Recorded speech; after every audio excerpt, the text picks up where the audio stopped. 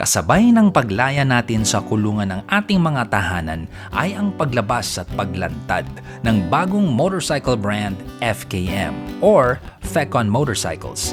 Actually, ang unang encounter ko sa kanila ay noong 2018 pa at hindi ito sa Pinas. Sa Milan, Italy ko unang nakita ang FKM doon sa pinakamalaking bike expo sa mundo, ang EICMA. Now, take note, sa dami kong lapag sa EICMA at sa taong-taon kong kinocover yung event na yan, napansin ko na iba talaga pag ando ng isang brand ng motor. Ibig sabihin nun, well-funded and maganda ang investment plan ng isang kumpanya. Bakit? Hindi mura magka-booth sa EICMA. Pag nasa EICMA ka, you mean business. Kaya na-excite ako nang malaman ko na lalapag na sila sa Pinas. Ba't pinatagal mo pa? Hinayaan akong mag-isa, pinagmukhang tanga, umaasa na lang sa wala. Di na paaasahin pa ang puso na babalik ka pa. Alam kong mahirap tanggapin, pero mas FKM or FKM Motorcycles ay isang produkto na isang joint venture ng dalawang kumpanya. From 2018 until now, ganda ng rollout nila ng motor. Biglang nasa daan na sila ng China, Singapore, Philippines, Germany, and Peru. Siyempre hindi sila titigil doon. They are now reaching out to more countries and rolling out really fast. Yung research and development naman nila, meron silang sausaw ng mga designers from Italy. Kaya ganyan yung looks niya. Actually, malalim ang business portfolio ng kumpanya behind FKM Motorcycles and hindi ko na kayo ibabore sa mga details na yon at baka ma-FKM lang kayo. So now, motor na ang pag-uusapan natin. Ang unang nating sakay ng FKM ay yung abot kaya nilang 300cc sport bike, the 3GP. Presyo nito 155K. Saya, di ba? Presyong automatics pero forma ng sport bike at mas malakas. Sa halaga na yan, magkakaroon ka ng 28 HP with 25.3 Nm of torque. Single cylinder siya, water-cooled, fuel-injected, 17 inches ang mga gulong at 6-speed. Tangke, okay ang karga at 17 liters. So with all of that, basic modern specs tayo dito in a sporty package. Decade ago, I never thought I would be at 23 on the verge of spontaneous combustion. Woe is me, but I guess that comes with the territory. I'm an the landscape of never-ending calamity. I need you to hear, I need you to see. I've had all I can take and exploding seems like an possibility. Sa ride, madaling i-describe ang 3GP bilang sport bike na pwedeng pang araw-araw. Di siya kasing komportable ng scooter or standard pero amongst sport bikes, relatively madali siyang dalhin. Magaang, masaya sakyan ang 3GP. Sa timbang niya at puwersa combination, napakaganda ng alis. Feel na feel mo talaga, racing. Pati yung tunog. 300cc. Now, I've been going around town in this bike. Dami pong pumapansin. Ang dami nagsasabi, Sir, artista ka ba po ba? Ganda ng motor mo eh. Sabi ko, hindi po ako artista. Pero maganda yung motor ko. At hindi porket hindi ako artista, ay pangit na ako. Isa defensive ako sinasabi ko lang. But anyway, immediately what I noticed about this bike is how angular it is. And that's what makes this very aggressive looking. Marami siyang kanto. And can you imagine how this was manufactured and how difficult it must have been to design something like this? But let me explain. Hindi naman to nagpaka-angular na walang saysay eh. Compared to a round tank and you have indentations wherein magkakaroon ka ng air pockets or pressure here, at certain speeds, all of these things, that helps keep the bike low, planted down to the street, and more stable. If you see it from the side, you see indentations here, also here. It's helping it push down. One thing I totally appreciate about this bike too, look at how clean the rear is. Single-sided swing arm po siya. Sobrang pogi at sexy ng likod po. Look at what they did with the exhaust as well.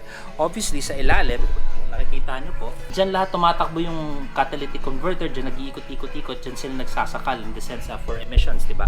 So, look at how clean it is. Dito na yung tambucho. Sobrang linis na. Kamono siya ka na.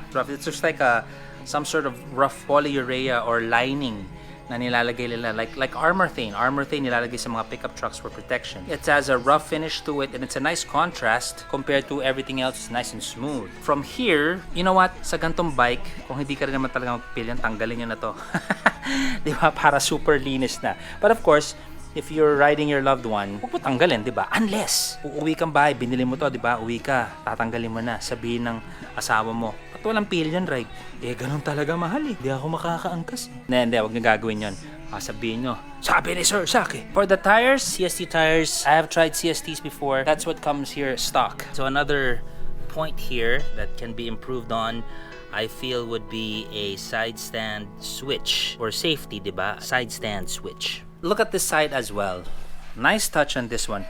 This is super sporty looking. At its price range, at how it looks and how it is performing, meron siyang ganito for your controls. And this is great. This is something that I see in more expensive bikes. Yet, nilagay ng FKM dito and I really like that. We have some carbon fiber cues as well. Carbon fiber here on the side. Legit carbon fiber. This is plastic that's made to look like carbon fiber. You have ABS over here and of course ABS at the rear. If there's something that I would change, tambucho, I'm fine with that. Plus, parang mahihirapan kayo magpalit ng tambucho considering ganyan yung configuration. You're gonna have to be tuning this properly kasi yung manufacturer nakatono na sa ganyang setup eh. Diba, ano lalagay mo dyan? Unless meron aftermarket na may collab sa FKM. Now, if there's something that I would probably modify or change here upon buying it, is that it would be the tires. Thicker tires. Single-sided swing arm siya. And if you look at the clearance dito sa gilid, you have a lot of clearance on the side to make the tires even big. Mas malapad for me, I think.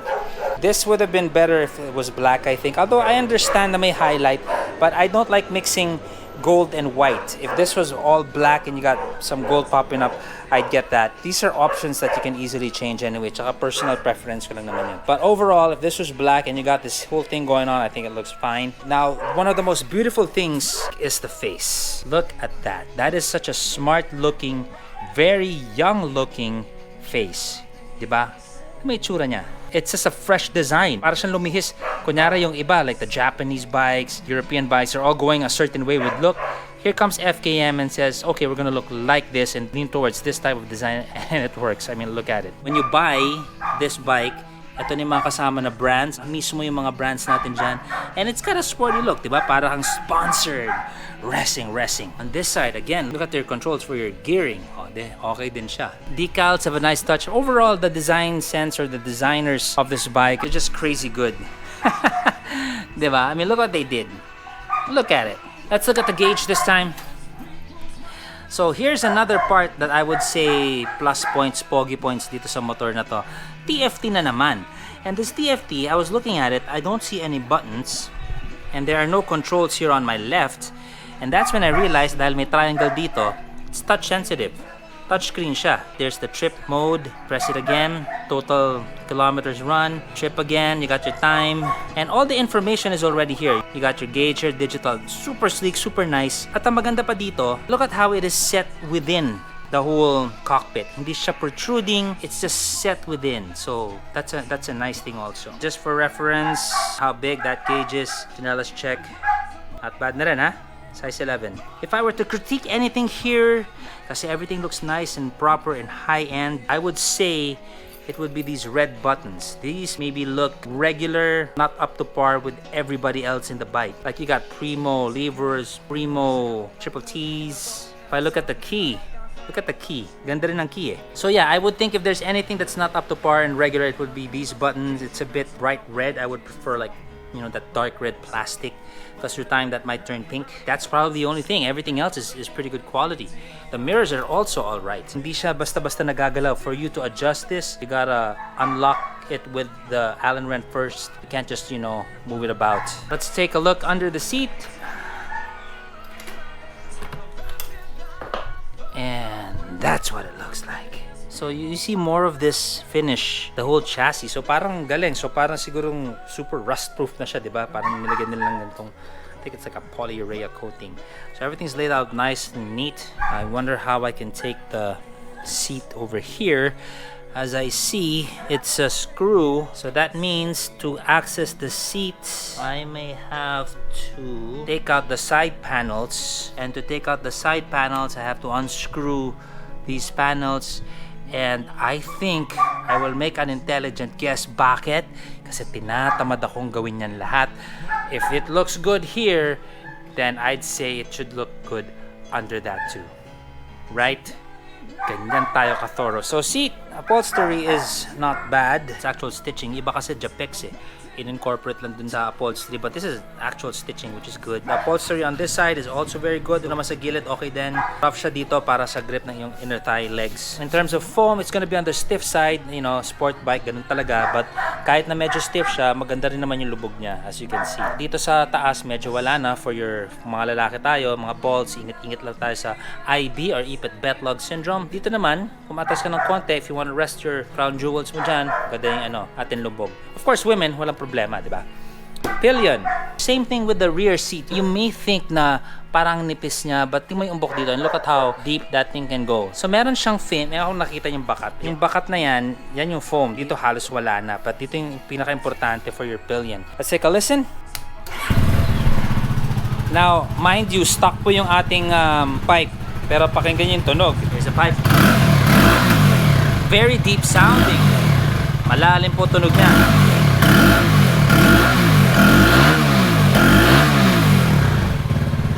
Now, gusto ko lang explain sa inyo kung paano nila nagawa yan. Kasi, just so you know, the shorter the pipe, the higher pitched yung sound. Parang trombone, di ba? Pag pinapahaba mo yung trombone, yung hinihipan, yung mga wind instrument, mas mababa yung tunog. Pag iniklian mo, mas mataas ang tunog. So, tanong nyo, paano naging deep yung sound nito na putot yung exhaust, right? Well, yung ikot niya is all underneath. So, maraming turns yan dito sa ilalim where the cat is before finally coming out. So, yung length niya, nagtupi-tupi lang sa loob bago lumabas. Parang bituka. So, that's why it's still able to come out with a very deep resonating sound. From there, let's now take a listen sa busina natin.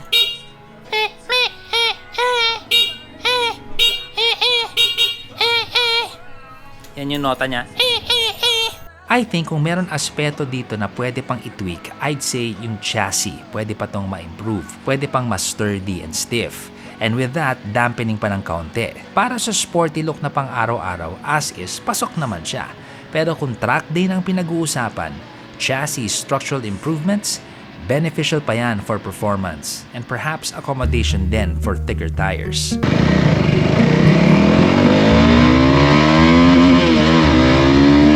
Well, she's walking through the clouds. Circus mind that's running wild. Butterfly. Beautiful day to try some brakes. So ang nakakatuwa with newer releases right now, especially with bikes made in Asia, talagang nasa-challenge nila yung norm kung ano yung pwedeng ilagay sa mga motor, di ba? For the value, for the money, ika nga. Like for example, nagiging norm na sa small displacement ang ABS, whereas 3-4 years ago hindi naman ganito eh. Try the rear first. Shaka. So the ABS is clicking fine, stopping nice, sure. So based on what I'm getting, stopping power mas mahina yung likod versus the front, which is kind of the norm. So we're gonna try the front now. Yeah, lakas ng harap. Okay, umangat yung likod ng konti. I mean, gano'n kalakas yung brakes. The rear was lifting pero nag-release na yung ABS. Let's try again. Nice. Front brakes is biting okay. And again, pag mga ganyan na mas malakas yung harap, I can safely say, harap pa lang, buhay ka na eh. Let's try both now. Bit faster. So the brakes are all right. Power of the rear would be 30%, 70% at the front. I'm gonna switch cameras now so I can show you the rear. It's gonna grip hard to the point na aangat yung likod. Tayong biglang kakawala yung ABS. So what if you tell me like, Zach, ayaw namin umangat yung likod. Kung ayaw mo umangat yung likod, then you can figure out your way around the bike in that sense. Again, we're talking about extreme braking at the front para mapalift mo yung likod. Solution dyan, slam on both brakes, rear and front. If you slam on both brakes, you're gonna stop fine, walang angat, walang skid. Like most bikes, it's designed for that, you know. You're supposed to use brakes at the same time, front and rear. That's the best, that's the safest. Now, dahil ang presyo niya ay nasa 155k, di natin maiwasan bigyan pansin ang mga kapresyo ng motor na naglalaro sa segment na ito. Mapapaisip ka eh, di ba? Saan ka? Sa parehong halaga ng ibang mga scooter, and in some cases mas mura pa nga ito, mayroon ka ng mas malakas na motor. At sport bike agad, wala nang kalkal, yun na yun. Actually, sa presyo niya, ang hirap hinga nito ng kung ano-ano pa. Pwede lang, bibigyan ko na to agad ng heritage at taon di ba? Tulad ng more established brands. Pero paano nagagawin yun, di ba? Ano, time machine? Hindi pwede. Wala ganun talaga. Tulad ng dinaan ng mga ibang motor na nauna dito, dadaan talaga ito dapat sa test of time. Yun na lang kulang niya Honda, Suzuki, Kawasaki, Yamaha, lahat sila dumaan dyan. Lahat sila dumaan sa pagiging bagong player. History and heritage, para lalo pang magkaporma at magkahugis ang kwento niya. Nandito pa tayo sa infancy stage ng FKM And so far, sa nakikita ko, napakapoging bata nito at mukhang tatanda itong matinong motor. Oras at panahon ang katapat. And of course, good parenting mula dun sa kumpanya. Dapat continued consistency sa quality and development. Saya ng mga panahon talaga ngayon. Sarap talaga magmotor. May bago na naman brand. Welcome FKM sa Pinas. Makina Moto Features po. Eto si Sir Zach na nagsasabing meron pala tayong show. July 29, 30 and 31 sa SMX Convention Center in Pasay. FKM Motorcycles, magpapakita po sila doon alongside the host of other brands. Save the date. 3 araw, 4 na halls, isang industriyang motor. Ito po si Sir Zach. Ciao! Bawat sandali naaalala ang mga pinagsaluhang ngiti at mga pagdurusa, lahat ng pinangarap mo sa ating dalawa. Bakit biglang nabaling na